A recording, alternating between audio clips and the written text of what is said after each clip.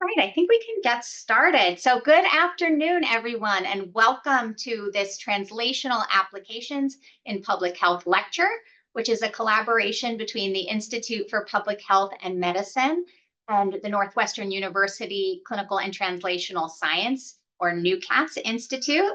I am Sarah Becker, and I'm one of the multiple principal investigators of NUCATS, our Clinical and Translational Science Institute here. And I also have the pleasure of serving as director of the Center for Dissemination and Implementation Science, which is one of the centers within the Institute for Public Health and Medicine. So this collaboration is very exciting to me. I also have the extreme pleasure and honor of introducing our fabulous speaker today, which I will do in just a moment. Before I do, I just want to cover a quick housekeeping issue, which is that we will be using the Q&A function for questions today. So if anything Dr. Van Pelt says excites you and you have a burning question, please feel free to use that Q&A feature. We will then have ample time for her to answer your questions at the end of the presentation. So now, without further ado, I have some words I'd like to share about our phenomenal speaker. So Dr. Amy Van Pelt is core faculty in the Center for Dissemination and Implementation Science. She has a primary appointment in medical social sciences, and she also serves as Associate Director of Research at the Ryan Family Center for Global Primary Care. Amy is a stellar researcher, educator, and mentor. On the research side, she's been principal investigator and co-investigator on multiple NIH-funded projects, but yet she manages to really dedicate time to her passions in mentorship and education, which I also want to highlight. Within our Center for Dissemination and Implementation Science, she is serving as director of our pending certificate and concentration programs in the program for public health. So stay tuned for some exciting master's courses in implementation science. And when you see them, please thank Amy, because that is really flourishing under her leadership. And then to highlight a recent mentorship example, I wanted to note that on March 29th, Amy served as faculty mentor of a team of undergraduates, postdoctoral fellows, and PhD candidates, and took a team of these fabulous scholars to the Morningside International Global Health Case Competition. And under her mentorship and tutelage, the team placed third in the country. It was the first time that Northwestern's ever placed, and was really a testament to her wonderful dedication and mentorship to these students. So you have a real treat in store for you today, and I'm going to turn it over to Dr. Van Pelt. Thank you, Dr. Becker. That was very kind. And it was really about the students or the trainees for that competition, and their story came out today. So definitely encourage you all to check that out. But for today, I'm excited to talk to you all about applying implementation science to advance public health. And if we were in person in the typical lecture hall, I would go around and ask everyone what's your familiarity with implementation science, how much experience do you have, just to get a better sense for the level of awareness in the room. But since we're on Zoom, we can't do that. So I do want to start by providing an overview of implementation science, where I'll explain some key assumptions and key terminology for those who may be newer to the field of implementation science. But I also anticipate that we have a bit of a mixed audience in the room, so want to also provide a case example that will be discussed throughout the whole presentation when we talk about key assumptions and key terminology to show some application, as well as present some new information for those attendees. And then I'll close by highlighting how implementation science can help advance public health, which, as we all know, is really critical right now. And I really appreciate you all taking time to join this Zoom conversation. So what is implementation science? I do like to start my talks by highlighting how I actually ended up in implementation science, which started in my work in global health. So I pursued global health in both my undergraduate studies and my MPH in global health, where I had the opportunity to travel to a lot of resource-limited settings early in my career. And through those experiences, I noticed delays in care, a lack of uptake of evidence-based practices, and really limitations in efficacy research in general in these settings. And I could talk the entire hour about examples of all three of those situations, but just to highlight a couple. So For example, when I was living in Nicaragua, there were a lot of barriers to folks using bed nets that we know protect against vector-borne diseases. And I just didn't understand why people weren't using them. Or when I was living in Zambia working on an HIV vaccine trial for female sex workers, the amount of time it would take from the development of this efficacious vaccine we were working on in the lab to actually rolling it out into practice for folks who needed it seemed like an enormous amount of time that wasn't acceptable. And what I started to experience and recognize was this thing called the research to practice gap, where extensive research has estimated that on average, it takes approximately 17 years to get something from research into routine practice. So that means then that the development of a clinical innovation doesn't necessarily guarantee impact. And what we all are familiar with, the COVID pandemic, I think highlights this and really amplifies this point, where we have the research to practice gap and limitations in efficacy research if we're thinking about development and not implementation. Because if we have this efficacious vaccine that we've developed really rapidly, but is just sitting in our labs, it serves little purpose to the community. And we've extended this. So Sarah Becker and scholars at Northwestern have expanded this concept to refer to the no-do gap, where there's a gap between what we know and what we do, which could be caused by a variety of factors like you see here. So a gap in expertise, public health demand, public health supply, and then science, like I had mentioned previously. And implementation science is what helps us close these gaps. So as a formal definition, implementation science is the study of methods to promote the adoption and integration of evidence-based practices, interventions, and policies into routine healthcare and public health settings to improve the impact on population health. Or in other words, what I like to say is that implementation science helps us move the needle to make sure people get the things that work. And over the next several slides, I want to dive into all the details, but I do admit that we have a lot of jargon in our field, so want to start by providing some very simplified language. This was developed by colleagues Jeff Curran, where they say that the intervention, the practice, the innovation, et cetera, that improves people's health, we can call that the thing. Implementation refers to doing the thing. Effectiveness research looks at whether or not the thing works at equitably improving people's health. Implementation research, on the other hand, looks at how to help others do the thing. Implementation determinants refer to conditions that make it harder or easier for others to do the thing. You may have heard folks talk about barriers to implementation or facilitators to implementation. Those are both determinants. Implementation strategies, they refer to the actions that we take to help others do the thing. And finally, implementation outcomes look at how much, how well, or how equitably others do the thing. And I mentioned I want to provide an applied example, both for some interest, but also to really concretize the concepts in implementation science for those who may be more novice to the field. So to set the stage for the running example, this comes from a portfolio of work that I've been working on for the past several years in HIV and neurocognitive impairment. So for those who may not be familiar, both exposure to HIV as well as infection with HIV both increase the risk for neurocognitive impairment among kids. And you can see on the bottom left here that specifically affects various neurocognitive domains like attention, episodic memory, executive functioning, psychomotor functioning, and information processing speed.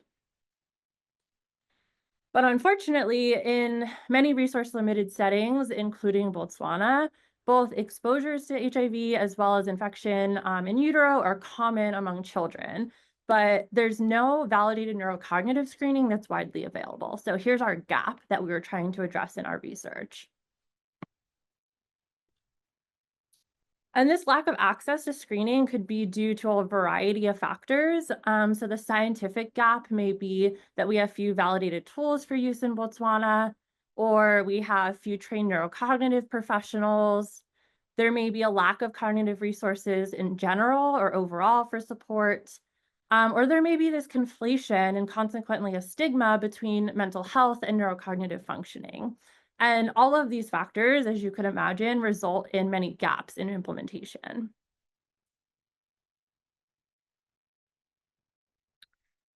So how do we actually do implementation science? How do we do implementation research? Um, there are a variety of key assumptions and foci that we have to consider when we're doing implementation research. Really central to understanding whether or not implementation research is appropriate is there has to be this evidence-based thing to be implemented. So that's something like a program, procedures, policies. We have a variety of Ps here that fit that evidence-based thing. And I'll walk us through a subway map on the next slide that's really helpful in determining whether or not we have an evidence-based thing or we need to start with more of the traditional research to develop that evidence base. So I love this graphic. This helps orient the different stages of research. It was created by colleagues at Penn, including Renad Betas, who's now here at Northwestern. So if we start on the left, first we need to identify what is our practice of interest. So this is our intervention or our thing, our innovation. Previously, I said that we had our gap. So once we know our gap, then we can identify the practice of interest. And as we walk through the subway map, I'll use a very simplified example that I hope is common to or commonly understood to many individuals on the call, which is antiretroviral therapy or ART for HIV.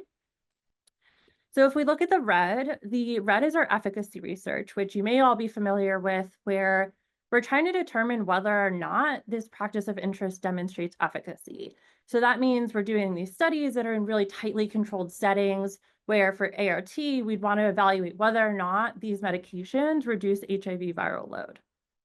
And if the answer to that question on whether or not this practice of interest has shown efficacy is no, then we have to stop here and complete that efficacy research in order to develop that evidence base. But if the answer is yes, and we have shown efficacy, then we can move into the yellow part of this subway map, which is the effectiveness research. And for some of you who may be familiar with effectiveness research, this is where we're evaluating how well this practice of interest actually performs in the real world. So thinking about ART, we want to know if it's effective at reducing viral load among patients in the real world. And if the answer to that question on whether or not the practice of interest has shown effectiveness is no, then we need to stop here and conduct that conduct that effectiveness research to develop that evidence base. We do have a detour here, which is called hybrid effectiveness implementation trials, where if you are evaluating both clinical outcomes and implementation outcomes at the same time, you're doing one of these types of trials. And there are 3 types. I won't go into a ton of detail, but essentially for type 1, we're focused on evaluating the clinical outcomes while we're just collecting some information about implementation along the way. Type 2 is a dual evaluation of both clinical outcomes and implementation outcomes. And then type 3 is the other end of the spectrum where we're focused on evaluating implementation outcomes, but we're also collecting information about clinical outcomes along the way. But to segue us back to the rest of this map, so the field of green is implementation science. I'm slightly biased, obviously, that I think that the green part of this pipeline is one of the most important parts because it's really helping us try to overcome some of those delays in identifying the practice of interest on the left to actually getting it into routine care. You can see there are a variety of things listed here on this pipeline. For implementation research, we can focus on everything from pre-implementation inquiry all the way through the evaluation of implementation outcomes. And we can do that by conducting mixed method studies to understand context, leveraging that input to design implementation strategies or the actions that we're implementing our practice of interest, and then finally testing those strategies. And if we're thinking about ART, we may do some interviews where we're trying to understand what are barriers to use of ART, such as stigma. Then we'll want to design specific implementation strategies to try to increase the uptake of ART, specifically that's targeting those barriers that we identified from the interviews. And then finally, we want to test how successful are those different strategies in increasing the uptake of ART. Bringing us back to the applied example, the thing in our research portfolio was called the Penn Computerized Neurocognitive Battery. I'll just say the Penn CNB or CNB just for simplicity. It's a very lengthy title or long title. The CNB, it's an evidence-based tool that measures neurocognitive function. Essentially, for the use in Botswana, we adapted it to include 13 tests, specifically that target domains that are affected by HIV. And we went through various cultural adaptation, as well as linguistic adaptation, and translated it into both Setswana, which is the local language, as well as a locally accepted version of English, or Botswana version of English. Another focus for implementation science is that work cannot be done without partners. If you all are in the reading course, Dr. Corey Bradley gave an excellent talk or facilitated an excellent talk this week, specifically focused on partnership. And for implementation research, we're often building teams with experts in implementation science or the methodologies, the disease area, the intervention, what's our thing, our community partners, et cetera. And we really need to be thoughtful about how this partnership looks in order to be equitable in working together.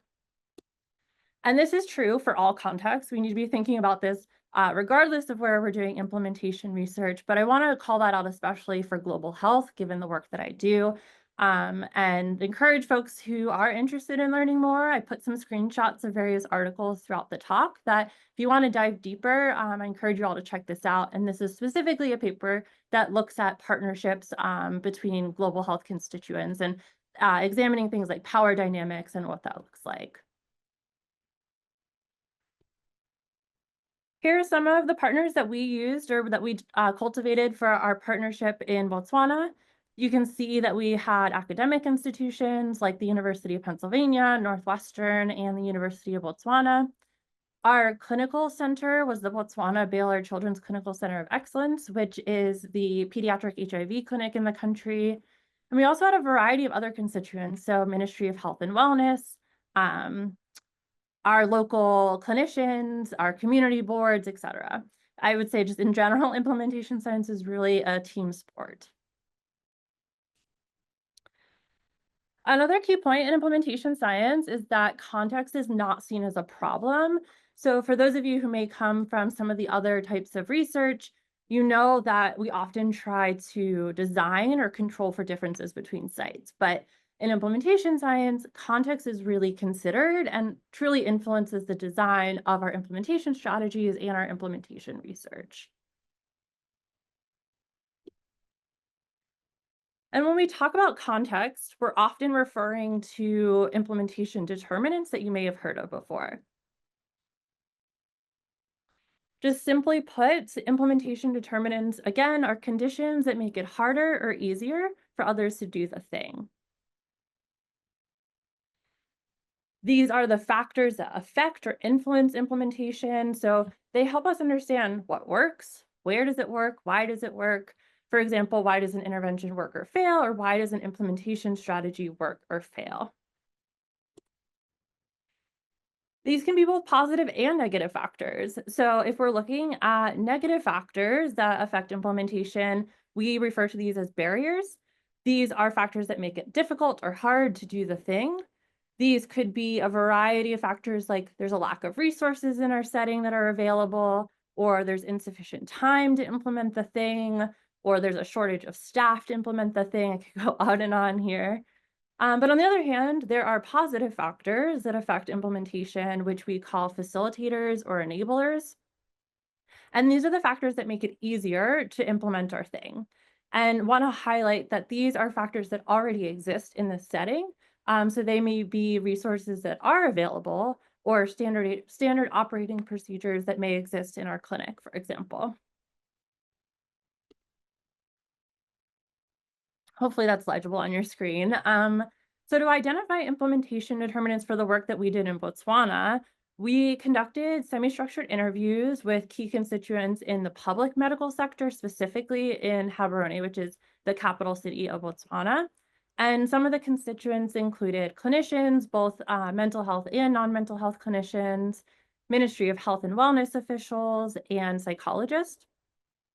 And we heard a variety of factors that may affect implementation. So looking at this figure is the Consolidated Framework for Implementation Research, or CFIR, which is a very popular implementation determinants framework that is comprised of 5 different multi-level domains.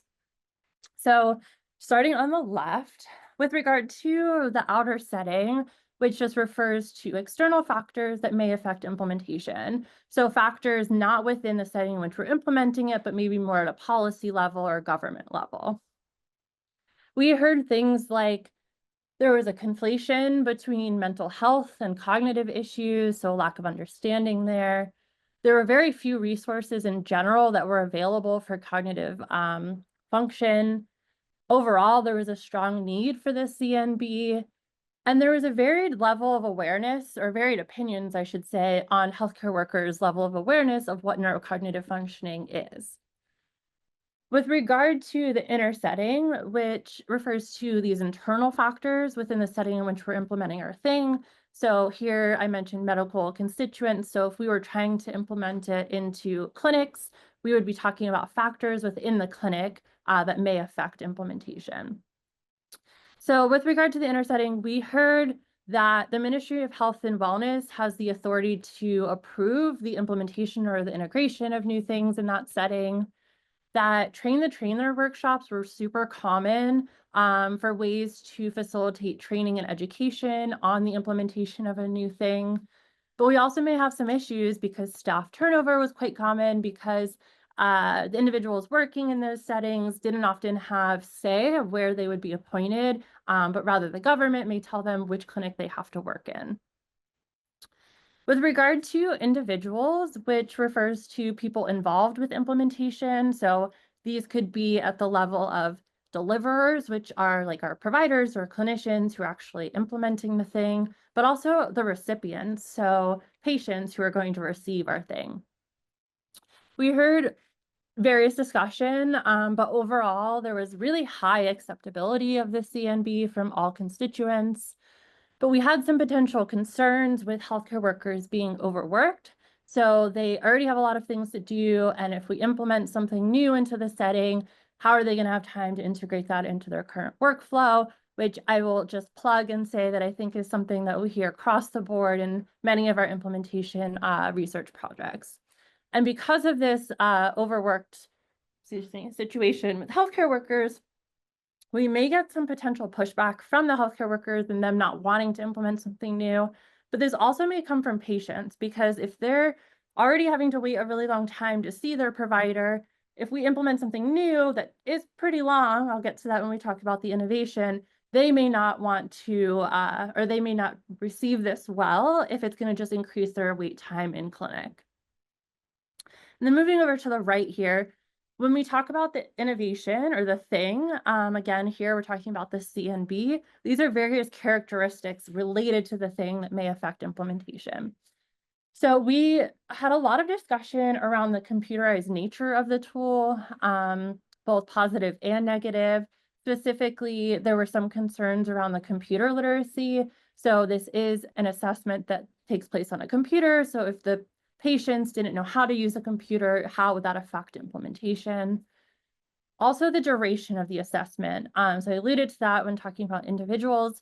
So on average, so it didn't highlight all of the work that we've been doing, but first we had to validate. Of course, we adapted the thing. Then we had to validate it to make sure it still works for the population that we're targeting.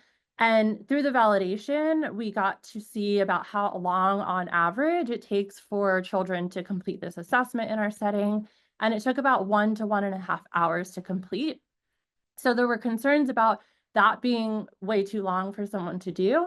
But on the other hand, the people who were providers and implementing the current tools for neurocognitive assessment actually said this was a facilitator, because current assessment methods take significantly longer than that. So this would really streamline and expedite this assessment process. And then finally, the game-like nature of the tool was really highlighted as a facilitator, because our target population are kids aged 7 to 17. If If you all work with youth, you know that they really like games. So it was perceived that that would be a facilitator and individuals wanting to take the assessment because it really would just feel like a game rather than them doing a test. So once we have our implementation determinants, we can then design our implementation strategies. And again, implementation science is all about designing the best way to do the thing in that specific setting. So if we want to implement a mobile-based intervention in a setting, for example, that does not have smartphones, then obviously implementation is not going to be successful. And here, the lack of smartphones is going to be our determinants, and we need to think of another way to implement it and do the thing, and how to implement it is going to be our strategy. Implementation strategies, as a reminder, are actions we take to help others do the thing. Formally, just want to mention, when we're talking about implementation strategies, these are the actions taken to enhance adoption, implementation, and sustainability of evidence-based practices. Oops, sorry. We'll go back to that.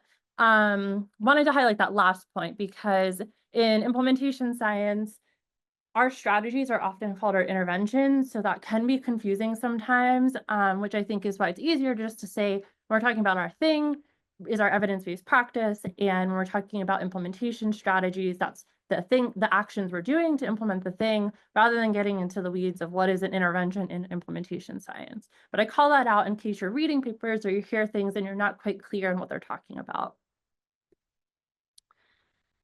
A very common tool for implementation strategies is expert recommendations for implementing change, or the ERIC compilation. I won't go into a ton of detail about this, but I do just want to mention it because people may have heard of ERIC and you're like, who is that? What is that? What are you talking about? Essentially, it's just a list of 73 discrete implementation strategies, discrete meaning single actions. They're disease agnostic, quite comprehensive, as you can see on the screen here. So ERIC often serves as a starting point for when individuals are trying to figure out what strategies could they use for their studies. I'll highlight a couple of them. So if we look, these are grouped into 9 thematic clusters. So if we look at the purple, we may be doing strategies like using evaluative and iterative strategies like audit and feedback.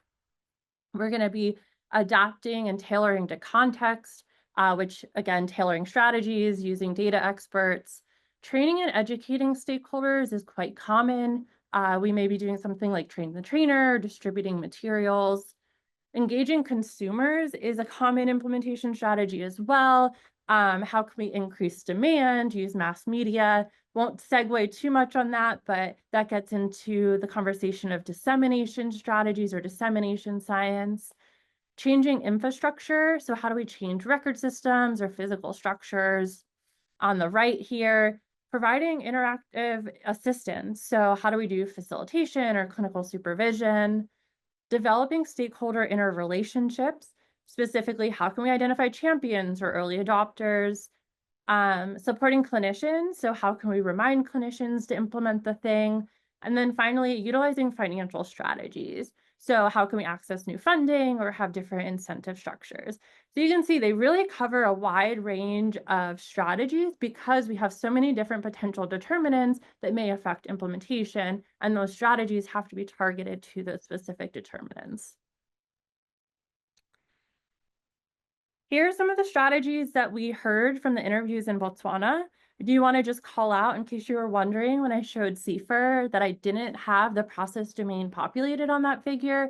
And that's because I often conceptualize that CIFR domain as implementation strategies.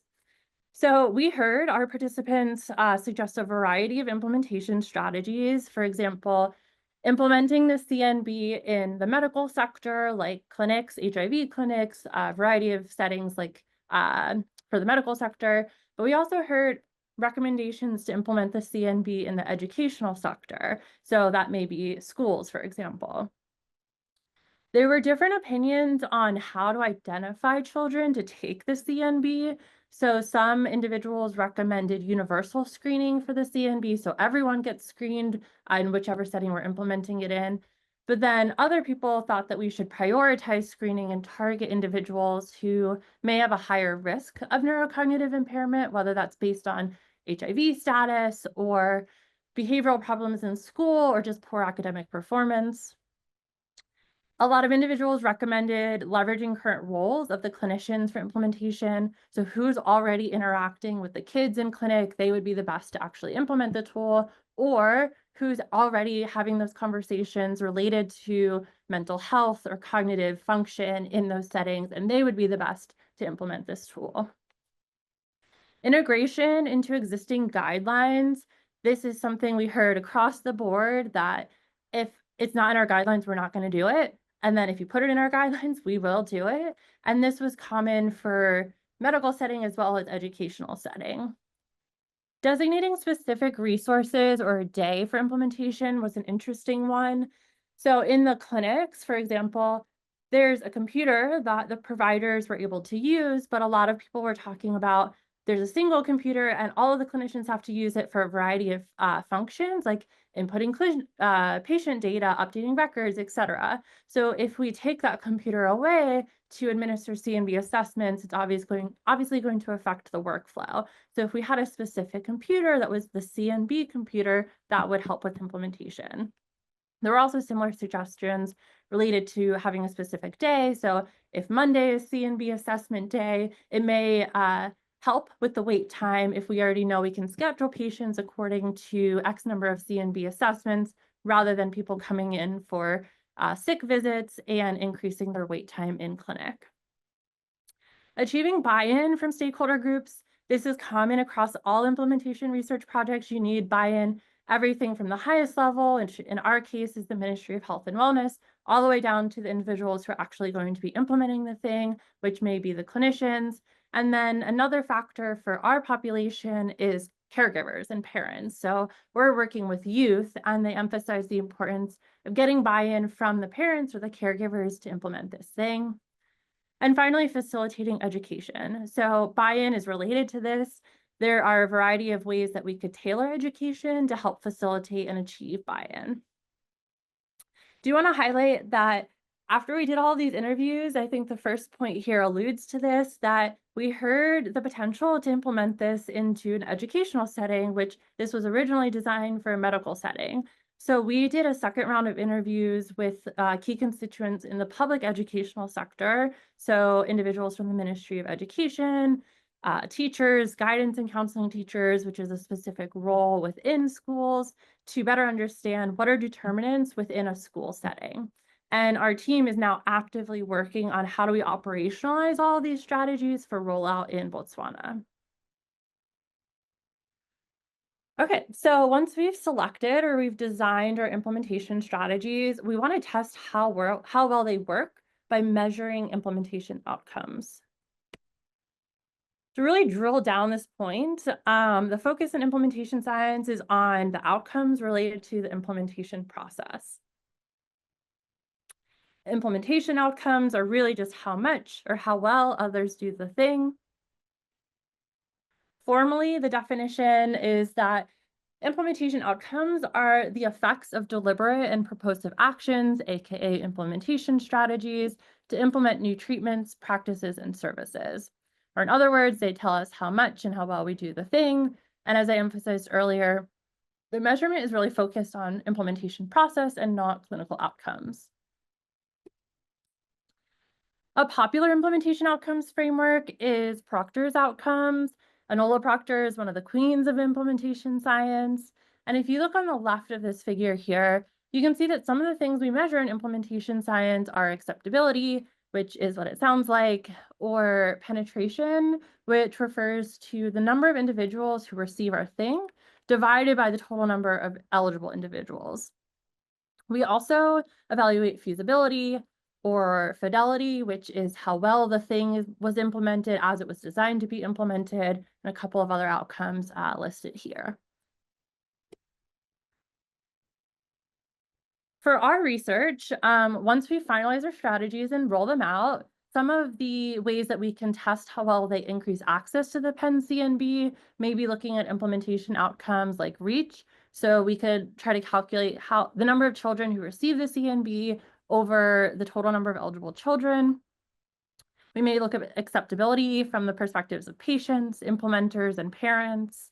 And finally, cost, specifically costs referring to the resources needed to deploy the implementation strategies.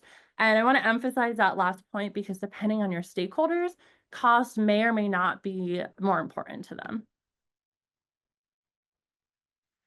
I did have an asterisk on that last slide, if you caught that, for acceptability, because we have started this evaluation, and that's because acceptability is really a leading indicator of implementation success.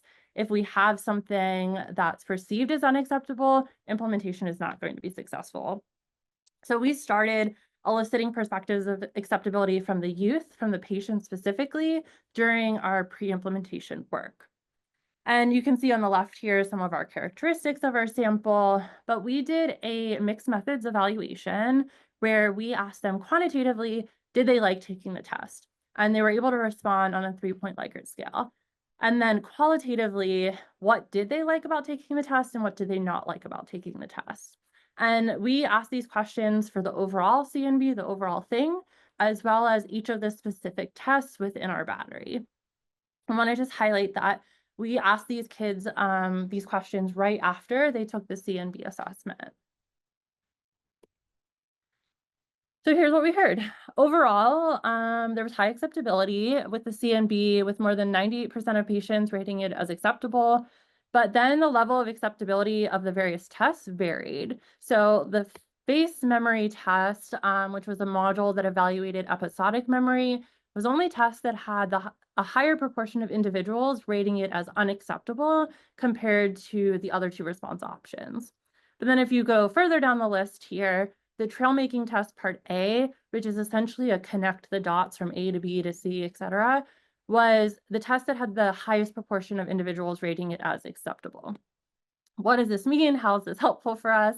Overall, it showed us that the tool, the thing, was very acceptable, which increases our likelihood of successful implementation in this target population. And when we looked at the qualitative data, discussion surrounded a variety of things, but we narrowed it down to the content of the cognitive assessment, so related to measurement of cognitive function, features of the test, like things related to aspects of the test, such as color and participant characteristics. So for example, related to the content, participants thought it was difficult, or they, on the other hand, they thought it was easy and therefore they enjoyed taking the test. With regard to the features, they commented on the aesthetics, saying the faces in the battery were ugly. Remember, we're dealing with 7 to 17-year-olds here. The test didn't take too long, and that they liked them because they enjoyed playing games, but some individuals were not able to follow the instructions properly. And then finally, with regard to participant characteristics, they felt like the test taught them how to use a computer as they were using it for the first time. Some were confused or commented on the specific knowledge that was required for a module. And then finally, as you'd expect, there were some comments related to self-efficacy. So if they couldn't get the answers correct, it influenced their opinion of the acceptability of the tool. So to wrap up this section on the overview of implementation science key terminology, I just want to reiterate some of the key takeaway messages here. First, we need an evidence-based thing to do our implementation research. Context is key. The methods in implementation science can be applied across diseases and settings. And then finally, implementation research is focused on the process of implementation rather than clinical outcomes. And I know that was a lot of information jam-packed into one conversation. So I just want to summarize it in a visual format for some of you who may be more visual learners via something that we call the IRLM, or the Implementation Research Logic Model. The IRLM was actually developed by colleagues at Northwestern, J.D. Smith, Dennis Lee, and others. It's a tool that helps us see how we do this thing. So if we start at the bottom, we need to identify what's our evidence-based practice, our innovation, our thing. From there, we need to specify what the clinical health outcomes are, which I know sounds contradictory to what I've been saying this whole time, But it's important actually if we can identify what our clinical outcomes are, because then we know that's not what we want to measure for implementation research. And then we think about our implementation determinants. So again, these are our factors that affect implementation. And this IRLM is organized by the Consolidated Framework for Implementation Research, which is the determinants framework that I previewed for you all when talking about our interview data in Botswana. Then once we know our determinants, we try to target those strategies to address those factors specifically. These are the stuff that we're doing to do the thing. And finally, we have our implementation outcomes. So we want to know how much or how well we did the thing. And we want to make sure that these outcomes are relevant to the strategies that we're outlining, as well as, if we go back another arrow, that the strategies are relevant to the barriers and facilitators. So they're specifically targeting them. And that's why you see this linear pathway across the top. So here's all of that coming to life for the Botswana research. We had our CNB that measured neurocognitive functioning. We heard some concerns related to pushback from providers, for example. So we need to achieve buy-in. We also had varied levels of awareness and a conflation between cognitive impairment and mental health, which will require tailored education. And then once we implement it, once we figure out our final strategies, we can evaluate outcomes like reach, acceptability, and cost. And I want to end by bringing us back to the beginning of this discussion. Why do we care about implementation science? Well, implementation science can really help us advance public health. And I showed you that 17-year research to practice gap, where implementation science can help us shrink that gap by helping to get these evidence-based interventions into practice faster. Again, we can only achieve public health impact if people are actually using the interventions. And we could look at this quantitatively. I think I stole this from Dennis Lee, so I want to make sure I give him proper credit for this slide. If we consider innovations or things that are 100% effective in a controlled environment, we can use antiretroviral therapy again, which is treatment for HIV, or we can consider PrEP for prevention of HIV.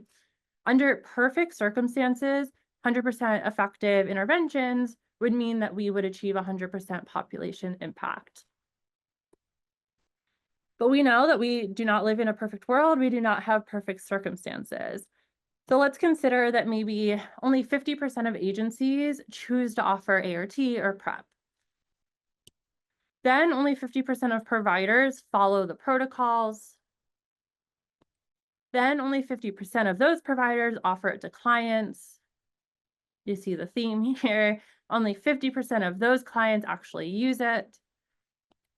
And then with all of that, only 50% of agencies continue to offer it.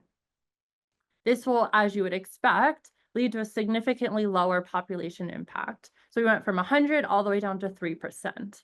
And implementation science is really helpful because it helps us understand what's going on here. Specifically, why aren't people offering it? Why aren't they following the protocol? How do we get them to do it? How do we get them to follow the protocol? And then once we have something that's successful in place, how do we ensure sustainability and continuing to get them to use it? And as a global health researcher, I think about this on an even larger scale. So for those who aren't familiar, the Sustainable Development Goals, or SDGs, are essentially just key metrics for improving the health for all. And in order to meet these targets, we need to do much better than having a 3% population impact. And this is true in all settings, because if we need to meet global targets and global goals, we need contributions from all countries, which means that we need to be thoughtful about facilitating implementation research in low and middle income countries as well. And those are really lofty goals and big picture public health impact. So I want to end by bringing us back down to a specific project level. So the goal of our work in Botswana is to provide accessible neurocognitive screening for children who are affected by HIV. If we're successful, we will, 1, reduce provider burden because we have this really streamlined tool.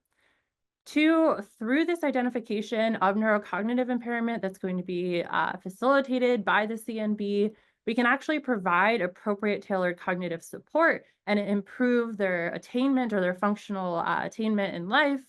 And 3, I am an epidemiologist by training.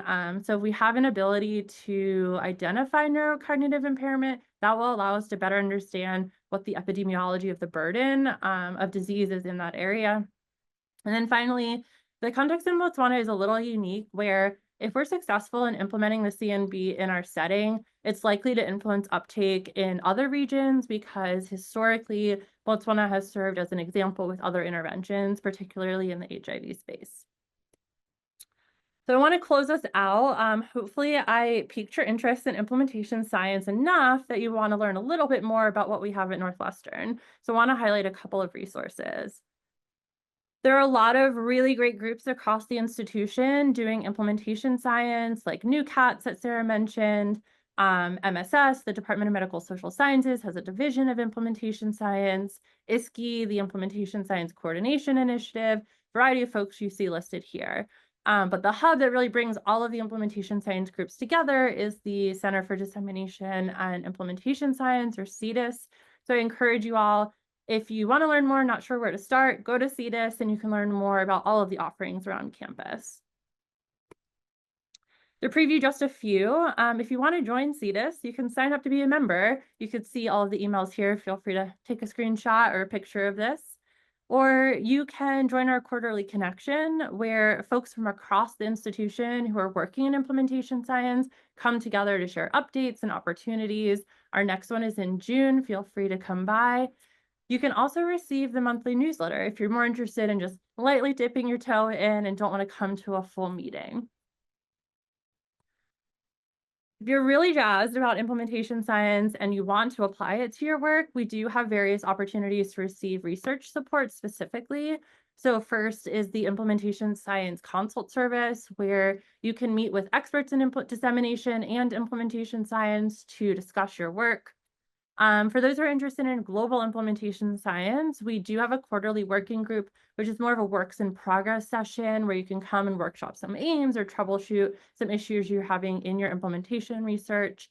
And then finally, for those who do HIV research, ISKI has a repository of a lot of really helpful tools and resources on their website.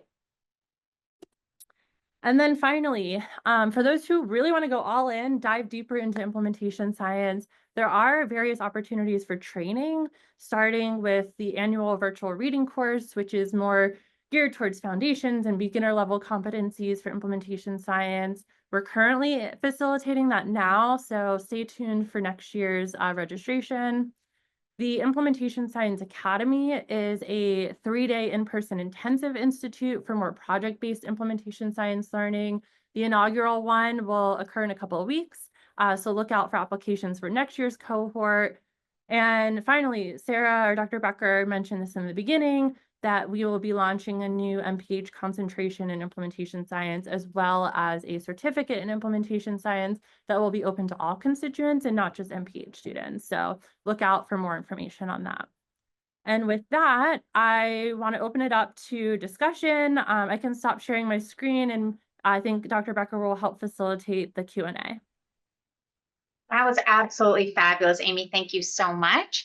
I want to remind the audience that you can use the Q&A function to ask Amy questions. I know that was a super clear talk and like very easy to follow, but feel free to ask her to reflect on any of what she shared. I think you could see Amy's passion for teaching throughout that talk. It was just really lovely. Thank you for being such an amazing ambassador of implementation science.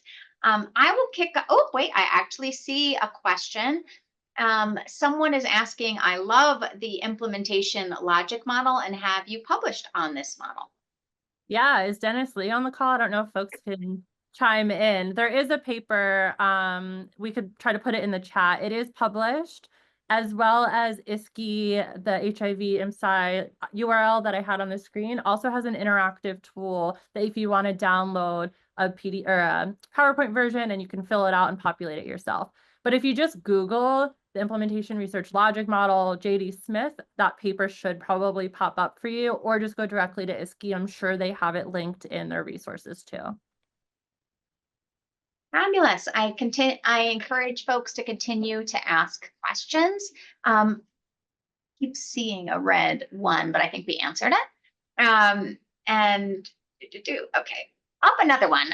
So thank you for this presentation. You really did pique my interest. Any guidance on where to start if I wanted to apply this framework to an existing study? Yeah, so this framework, I'm not sure if you meant IRLM or a specific framework. I guess my question to you would be, where are you at in the research process? So we have different types of frameworks, theories, models, and implementation science related to, so I talked about determinants, those like barriers, facilitators. We have implementation determinants frameworks. So if you're trying to identify some of those factors, you would want to first make sure you're in the right bucket and try to pick from the group of implementation determinant frameworks. And then the same thing, we have process frameworks, theories, models, we have outcomes frameworks. So depending on what your question is, I would say first identify that. And then once you're within the right bucket, you can see what fits your research best. So I mentioned CFR. I use it because it's pretty comprehensive. It's disease agnostic. There's other frameworks that may fit your work better related to the health equity implementation framework, for example, if you're really focused on health equity. But general advice is that, but there's also great papers that show you like a schematic and a framework or a flow chart of how the different frameworks fit together. If you also don't know, feel free to sign up for a consult, and we are happy to help you figure out what type of work you're doing and what type of frameworks would be appropriate. Someone asked how to access ISKI, so I answered that in the Q&A as written feedback. That's a public website, hivimpsci.northwestern.edu, open to all. You can Google, it is ISCI space Northwestern. You can also Google and you should get there, and there's lots of resources. Another question, truly wonderful talk, Amy. Could you speak to the clarification between knowledge translation and implementation, which I think sometimes gets confused when in the context of clinical translation? Yeah, are you talking about like dissemination and the difference between that and implementation science? I could speak to that a little bit more and sort of like when we're talking about implementation versus dissemination at a very like basic level, when we're trying to let people know that we have this evidence-based thing that works and increase demand for use of that intervention or that thing, that's more on the dissemination side. So increase demand, disseminate. For implementation, we're focused on really how can we increase uptake of the intervention. So in my mind, knowledge translation fits more on the dissemination side, unless there's another way you're interpreting or asking that question. Happy to have clarification. Knowledge translation is also very much a Canadian term for that often is what's pretty synonymous with what we would call implementation science here in the United States, but very similar, and Amy's definition was spot on. Okay, another question, and this was probably the last one I will do because I have to go introduce a community forum right after this, but questions are continuing to come in, and Amy and I believe some of the support team are happy to help if you need, Amy. But another question would be, the slide that showed the determinants was quite comprehensive. Oh, also thank you for the fantastic presentation. How did your team go about eliciting all of those determinants and contextual factors? Did they come from interviews and focus group discussions? We did. And something that I didn't get into the weeds of everything on was we design our interview guides by our frameworks. So when we sat down to figure out what questions we want to ask, we had CFR next to us, and we made sure we asked questions that got at the different CFR domains, so we could elicit factors across all of those different levels. And then, yeah, we did semi-structured, so it's what it sounds like. We had our questions, we asked a lot of probing questions, follow-up questions, and that's how we got the information that we did. But you can do focus groups, that's another way. Some people do quantitative inquiry as well for determinants. I lean more on the qual for that contextual inquiry, but yeah, just semi-structured interviews. Fabulous. I lied. I'll do one more and then I'm going to say goodbye. You also got some comments made in the chat just to say super job. So thank you for the talk. Highly informative. As a grantor, any recommendations on leveraging the implementation science logic model to develop quantifiable metrics for grantees? As a grantor, like the person funding a grant? Person funding, yeah. So like, do you have thoughts on how people could maybe use that logic model to inform metrics that grantees could aspire to? I'm not quite sure. I know that it's now a required component for a lot of the grants that we submit, that are targeted for, like, the parent grants for dissemination and implementation science. The grantees have to include an implementation research logic model in their proposal. That's for NIH specifically. Not sure if our Northwestern internal mechanisms have the same requirement. So I know the grantees are using it to communicate to the funders, but I think the question is, how can the funders use it to communicate back? And I'm not sure. I'd love to hear your thought on that. If you are a funder or grantor, how you think it could be useful.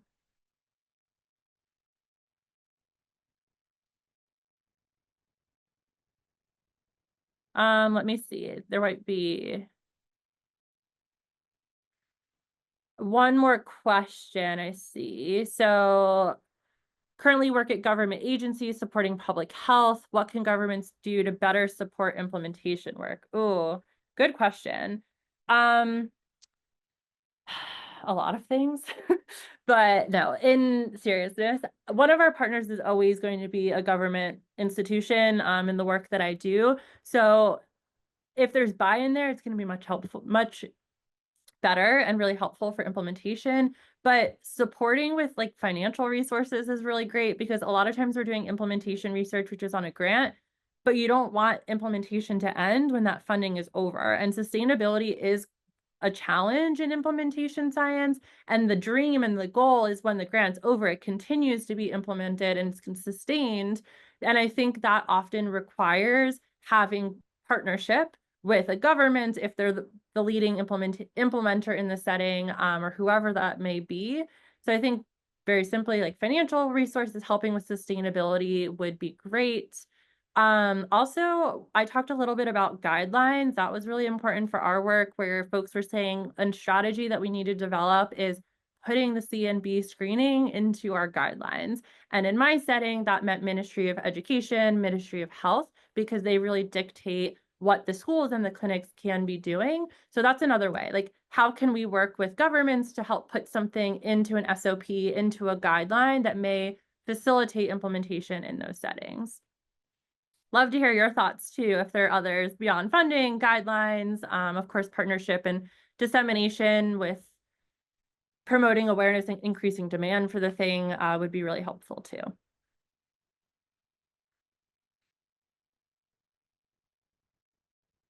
Let's take a look. I think those are all the questions, and we're almost at time. If you all have any other questions, feel free to send me an email, connect with CDIS. I'd love to chat further. Clearly love implementation science and wish we were in person so I could see all of you and chat a little bit after. But I think I'm getting a notice that we are about out of time, and I thank everyone for joining us today, and I hope to see you all soon.